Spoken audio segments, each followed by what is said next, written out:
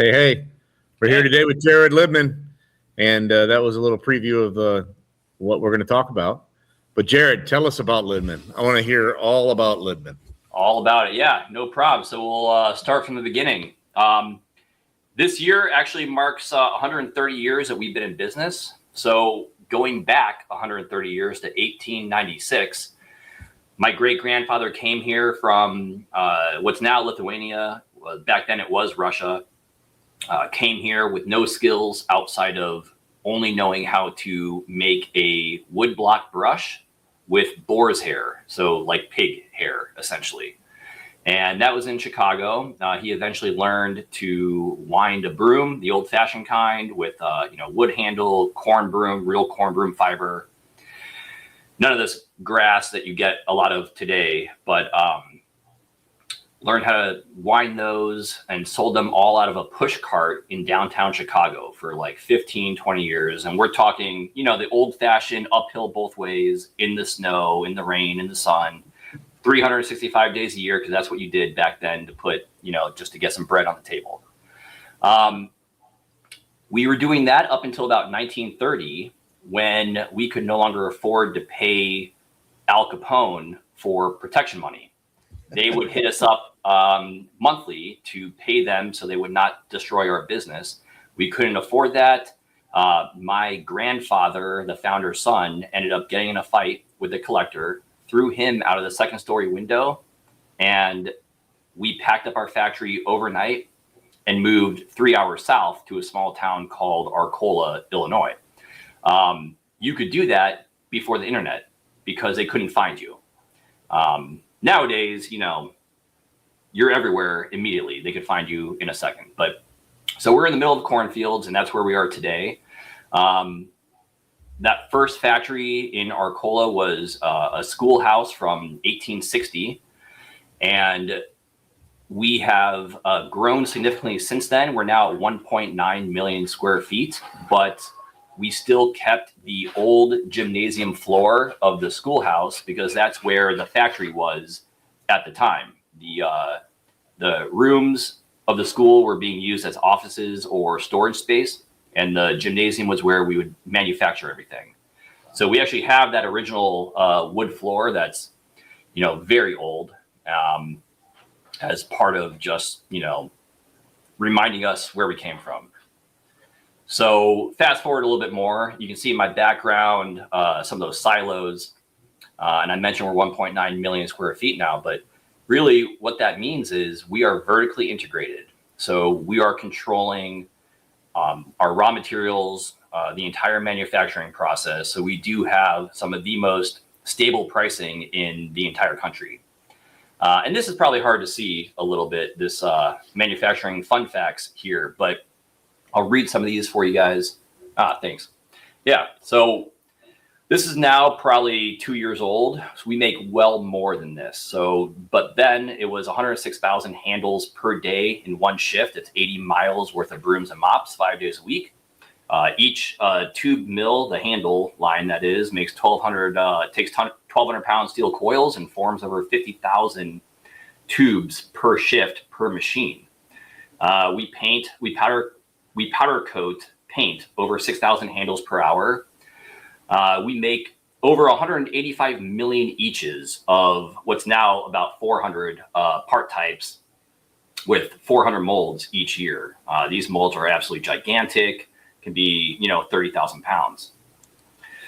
We have 20 million pounds of plastic each year that we use, and part of being vertically integrated is we store all that plastic and material on site. That's what those silos are. So you can only see some of them in the background behind me, but we have 94 of those on property.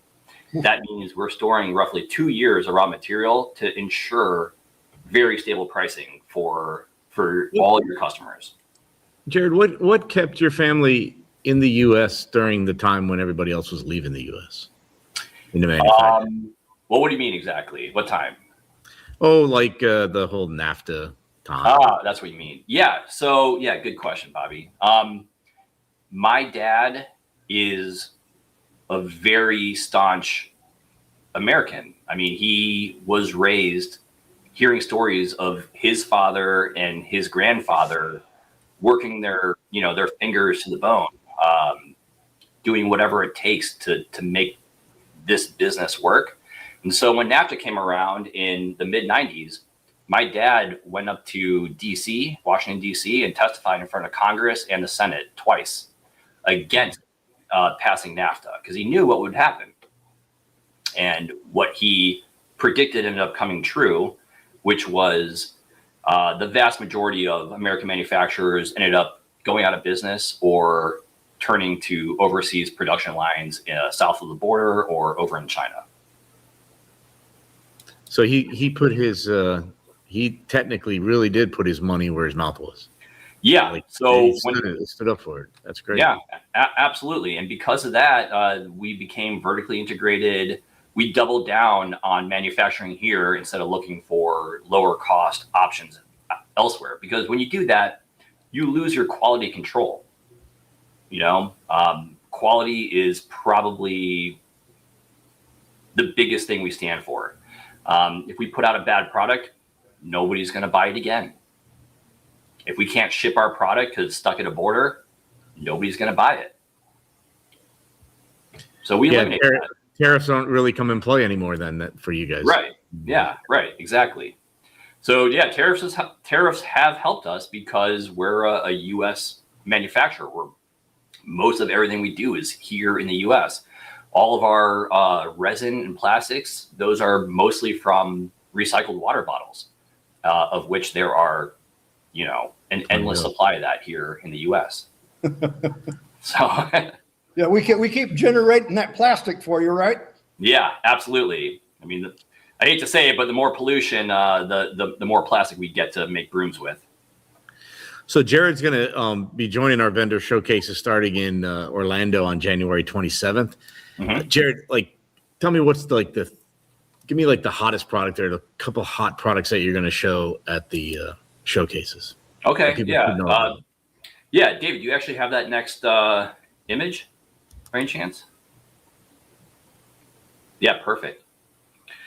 So these are our top 20 bestsellers in janitorial, and I will be coming down to every location that you guys have, and I'll be bringing most of these products here. And these are what we know for a fact sells very well in the commercial market to your customers. And in addition to that, I'll be showing how best to sell these to your salespeople. How best to use them for end users if they're there. And best of all, we go on sales calls with your salespeople, and we want you guys to be successful. So we'll bring some of these samples with us on sales calls. Yeah, definitely. You can see the dates underneath. Orlando's January 27th. Lakeland is February 3rd. Clearwater February 4th. And in Jacksonville on February 20th. And Ocala on February 24th. And yes, if you're a customer, certainly Jared could come and visit you, kind of do an assessment of what you're using in the broom world and these other different tools that possibly could help out. Bring them out to show them, give them a little test, things like that. That's what you do when you come out to a facility, I would assume, Jared? Yeah, absolutely. Yeah, I want to make sure that you guys know how to use it and your customers know how to use them. And, some of the complaints that we have are usually complaints because someone broke a product because they used it incorrectly. So if we can eliminate, user error by education, then that makes everyone's jobs and lives a little bit easier. Yeah, you need to put a brace on a 24-inch push broom. You don't run it with just the handle because it's going to bust the handle off. Yeah. So yeah, there's all sorts of tips and tricks like that I'll go through and help explain. So anything new coming out from Libman in 2026? Yeah. So one of the things that we do as a company is we try to come out with a lot of new products every single year. So spin mops can continue to be a really big growing segment, and we're coming out with a couple new different variations of spin mops. Our newest one is a commercial grade spin mop, and it has a dolly or a trolley that can come with it to easily wheel the spin mop around at different locations to make it easier for cleaners instead of picking up a bucket with water.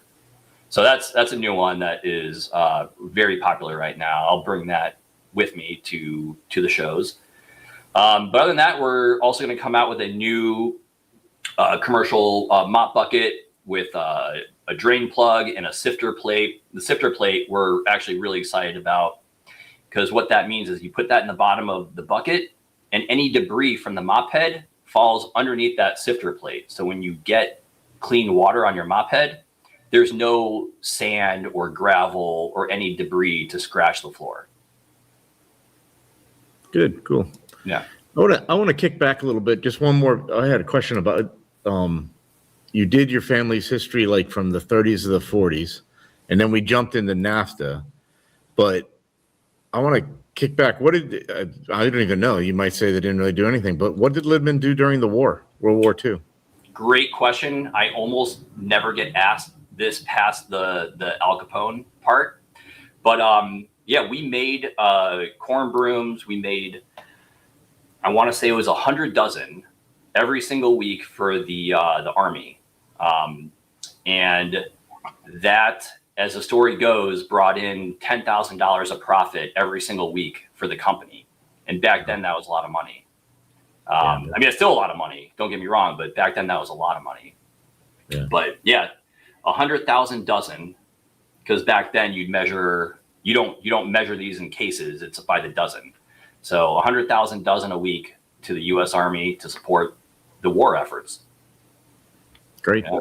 And then since we're telling a little bit some more stories, here's a good one about how we entered the retail market for the first time. I know we're all commercial guys here, but we were a commercial only company up until roughly 1970, when my dad was on a sales call to Arkansas, finished his call early, called up his secretary, because again, no internet back then. And he said, "Hey, is there anyone else I can call on before driving home to Illinois?" And she's like, "Yeah, there's this new company out there. It's in Bentonville. It's called Walmart. You can go check it out."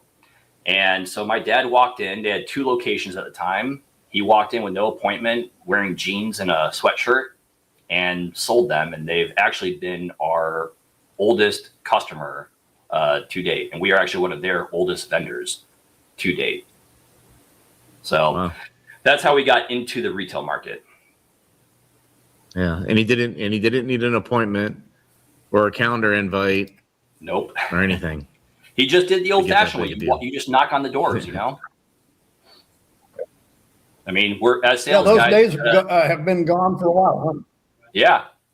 So yeah, sales guys, we have to go out there and knock on doors, and probably one of my biggest tips for everyone is don't be afraid of meeting a new person every single day. Yeah, because that story can repeat itself today. Oh, for somebody in 100%. some sort of thing. Yeah, absolutely. Well, Jared, it was great spending time with you, and we're looking forward to seeing you in January in Orlando, and then at the other branches during February. And do you have anything else, Dave? Nope. I just had fun listening, because you know what? A lot of people say U.S. made, but you have a U.S. history. I mean, I don't know that there's anybody else we're going to talk to that has a history of talking about Al Capone in their background in a company. Right. Yeah. Well, I'm happy to share it, and I'm happy to meet everyone at all the 5 locations you guys have, and I'm really looking forward to that opportunity. Thank you. All right. Great. We'll see you in January. Yeah. Thank you. All right. Bye, guys. Bye-bye.